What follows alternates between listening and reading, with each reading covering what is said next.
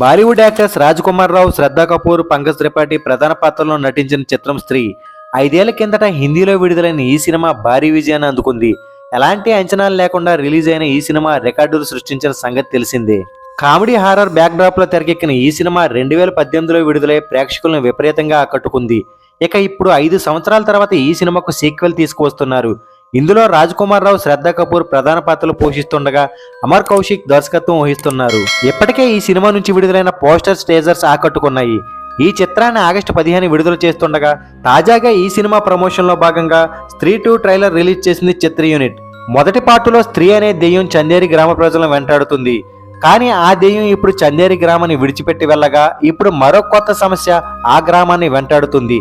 స్త్రీ దెయ్యం వదిలేయడంతో ఇక ఎలాంటి సమస్య లేదని ఊపిరి పీల్చుకుంటారు ఆ ఊరి ప్రజలు.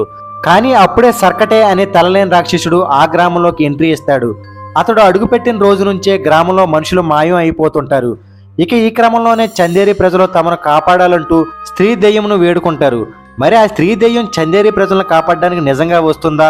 స్త్రీ దెయ్యాన్ని ఊర్లోకి తీసుకురావడానికి రాజ్ కుమార్ రావు, శ్రద్ధా కపూర్, పంకజ్ త్రిపాఠి ఏం చేశారు అనేది ఈ స్త్రీ 2 సినిమా.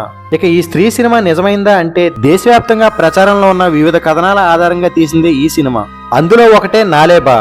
కన్నడలో నాలేబా అంటే రేపురా అని అర్థం. 90వ దశకంలో బెంగళూరు వీధులను భయభ్రాంతులకు గురిచేసిన మంత్రగతికి సంబంధించిన కథనం ఇది.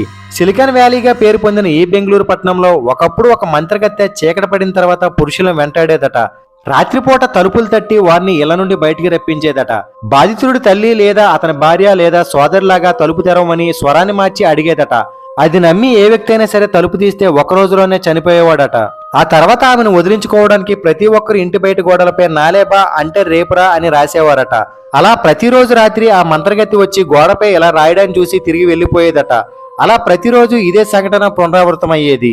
ఇలా రాయడం వల్లే వారు అప్పుడు సురక్షితంగా ఉండేవారట.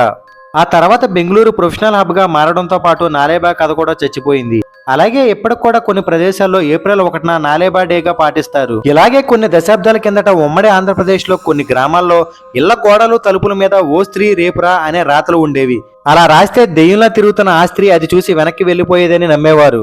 ఇలా కేవలం ఆంధ్రప్రదేశ్, కర్ణాటకలోనే కాదు తమిళనాడులో కూడా ఇలాంటి రాతలు రాసేవారు.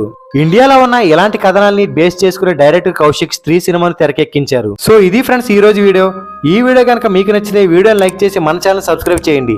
నెక్స్ట్ మరో ఇంట్రెస్టింగ్ వీడియోతో మళ్ళీ కలుద్దాం. Thank you so much and bye.